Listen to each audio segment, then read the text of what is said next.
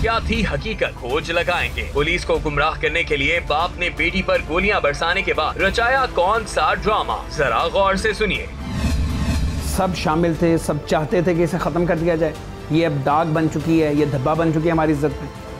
जी, इससे साफ जाहिर है कि ये इन लोगों की चाहत या इनकी सोच यही थी, जिस वजह से इन लोगों ने उस बच्ची को मारने के बाद वो जो डकैती का ड्रामा रचाया कि हमारे पास चोर आ गए, डाकू आ गए, इन्होंने बकायदा छत पे चढ़कर शोर किया। इसमें वालदा भी शामिल है जी, सब शामिल, यानी कत्ल में भी वालदा शामिल है। उसके बाद जब डकैती का ड्रामा रचाया कि हमारे घर में डकैत आ गए हैं, हमारे घर में चोर आ गए हैं, उसमें वालदा भी शामिल थी।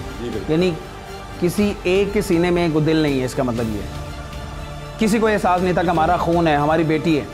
जी, जब अगर इनके दिल में ये दर्द होता बच्ची का, तो जब उसके वालिद ने ये जुल्म किया था, उसको जान से मार दिया, तो इनका काम था ना कि जो वहाँ पे इमदादी पहुँचे हैं या पुलिस पार्टी पहुँची हो, उनको असल बात बताते।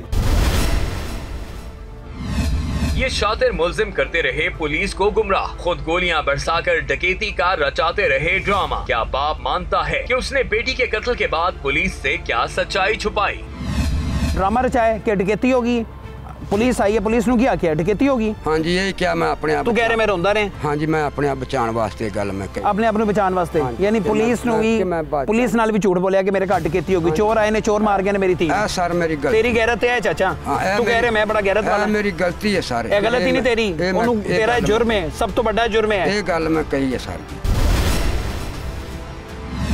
ये महज मामूली सी बात नहीं थी, पुलिस को लगानी पड़ी पूरी रात खोज। कैसे पुलिस पर ये राज खुला कि डकैती की बजाय मामला कुछ और है।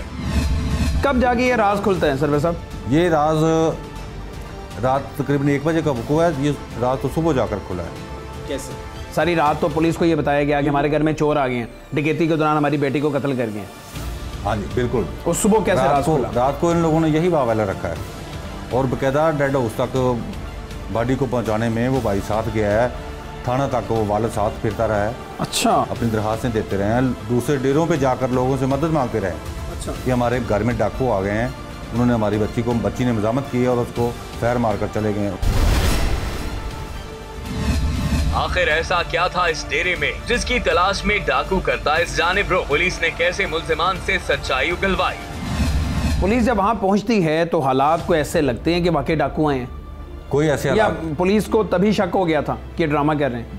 इनकी जो रैश का सूरत हाल है ना, वो ये है कि उस जगह को देखकर कोई आदमी ये तसव्वुर नहीं करता कि इनके पास किस चीज़ को लूटने के लिए डाकू आए थे। यानी घर में कुछ ऐसा है ही, घर में कोई ऐसी दौलत नहीं है, घर में कोई ऐसा नकदी होगी, ना जेवर होगा, कुछ भी नहीं होगा। वहाँ पे तो कोई चीज़ ऐसी नजर ही नहीं आती कि यहाँ के इसका मतलब मामला तभी मशकूक हो गया। डाकुओं का डाकुओं का आना यहाँ पे हुआ होगा। ठीक है, तो सुबह उठ के फिर कैसे इस रात से पर्दा उठा? पर्दा इन लोगों की जो हरकत थी वो मशकूक थी। कैसे? जिस वजह से हमारे सीनियर अफसरान ने भी इनको इंटरोगेट किया। अच्छा। इनसे पूछ-गुछ की, तो जब इनकी हरकत नोट की गई कि ये जो डकैती का ड्रामा इन्होंने रचाया ये वो दुरुस्त नहीं है, तो जब इन दरियाफ्त किया गया, सवाल जवाब किया गया, तो इनको मानना पड़ा ये बात। अच्छा, मान गए हमने तफ्तीश के दौरान? अगली ही सुबह ये मान गए? जी, अगली सुबह मान। जी हाँ, बाप ने अपनी ही बेटी पर बरसा दी गोलियां। ये तस्वीर देखिए 19 साला शमा की, जिस पर उतारी गई हैं दहकती गोलियां। इस बेटी के बहमो गुमा में भी ना था कि उसका बाप उसे लाल रूसी जोड़े की बजाय दहकती गोलियों की बौछार करके मनो मिट्टी तले पहुँचा देगा। चाचा होता निकाह क्यों नहीं किया? निकाह कर देंदी। मैं गरीब बंदा सा, मैं नहीं कर सकिया। लोग जेज भी मंगते ने, वो भैन की मिहनत की, उन्हें रिश्ता लिया, उन्हें कहा भरावा कुछ साल नूं करांगे। मुंडे ने आख्या मैं थोड़ा पढ़ लवां, मुंडा पढ़ रहा सी।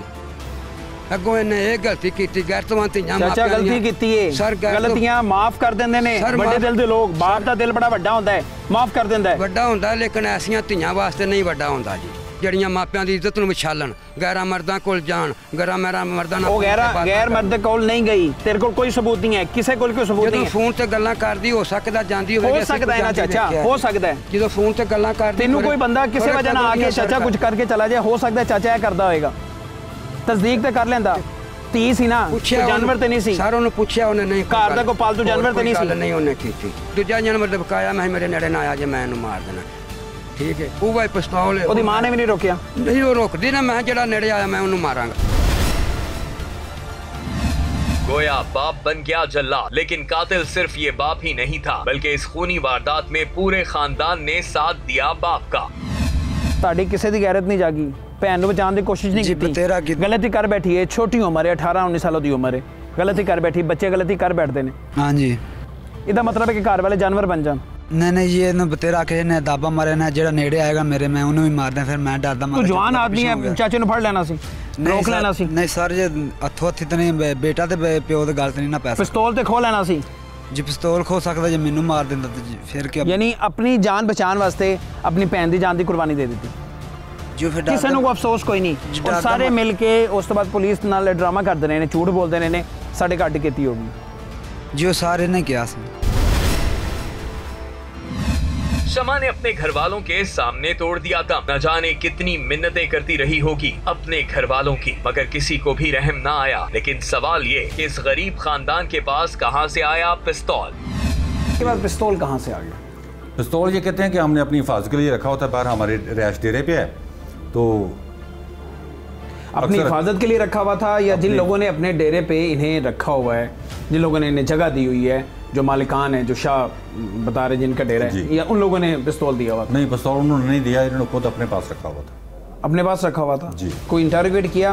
गरीब आदमी जिसके घर में रोटी पूरी नहीं होती, उसने पिस्तौल कैसे रख लिया? गरीब आदमी तो अपनी हिफाजत के लिए पिस्तौल नहीं रखता। बस जी ऐसे जैसे आजकल मोबाइल की ज़रूरत है, खाना मिले ना मिले मोबाइल में लोड जो है ना वो लाजमी है, तो जिन लोगों की सोच ऐसी हो पिस्टल भी रख सकते हैं। और जाहिर है इसका लाइसेंस तो नहीं होगा? नहीं होगा। ये है वो 32 बोर का पिस्टल जो जुल्फिकार के पास था। पुलिस के मुताबिक तो ये पिस्टल इसी कातिल का है, लेकिन मुलजिम तो कुछ और ही कहता है। पिस्तौल कहाँ से आया, कौन लेके आया? पिस्तौल मैंने उन्होंने मालका दिता होया सी, उत्थे टोल दिया अपनी हिफाजत वास्ते। उन्होंने दिया हुआ था, खुद खरीदा था? नहीं जी, खुद नहीं खरीदा, उन्होंने दी हिफाजत के लिए दिया हुआ था। हाँ जी। अच्छा, फिर ਉਹਦੇ ਨਾਲ मैं मारी है जी। मार दिया? हाँ जी। चाचा तू जेडी अपनी इज्जत गैरत बचाने वास्ते अपनी धी नूं कत्ल कीता है, ਇਹ कत्ल करने तो बाद तेन लगदा तेरी गैरत बच गई या तेरी इज्जत मजीद रुल गई? जिन्हों नहीं भी सी पता उन्हें पता चल गया? हाँ जी, यह गल तो है। अब ये बाप शर्मिंदा है, लेकिन इस कत्ल में सिर्फ ये बाप बेटा नहीं बल्कि था पूरा खानदान मुलविस। क्या पुलिस की तफ्तीश में कोई सकम बाकी है, या फिर पुलिस कातिलों को सजा दिलवाने के लिए है पुरज़्म? एक तो जो मुलजिमान है वो क्या कहते हैं, वो खुद से क्या ये बताते हैं कि उस वक्त भाभी और माँ वहाँ मौके पे मौजूद थी? अगर मौजूद थी तो जाहिर, अगर मुलजिम खुद बता रहे हैं कि वो मौजूद थी तो जाहिर उन्हें सामने तफ्तीश करना चाहिए। दूसरा, आपने कहा कि जो लाश है वो वारिसान के हवाले की गई। वारिसान में कौन कौन है, किसके हवाले की गई लाश? वारिसान में सर उसके करीबी अजीज़ आए हैं, अच्छा वो उन्होंने रिसीव किया। क्योंकि इस कत्ल में तो घर वाले सारे शामिल हैं, बाप ने कत्ल किया, माँ शामिल है, भाई दोनों शामिल हैं, भाभी शामिल है। हाँ जी, इसका मतलब है करीबी अजीज हैं, उन्हें आपने लाश, करीबी अजीज हैं, उन लोगों ने दफनाया। एक मोहम्मद अली है और दूसरा बूटा है, उन लोगों ने दफनाया, उनके हवाले किया। यानी इन लोगों ने अपनी बेटी को दफनाया भी नहीं?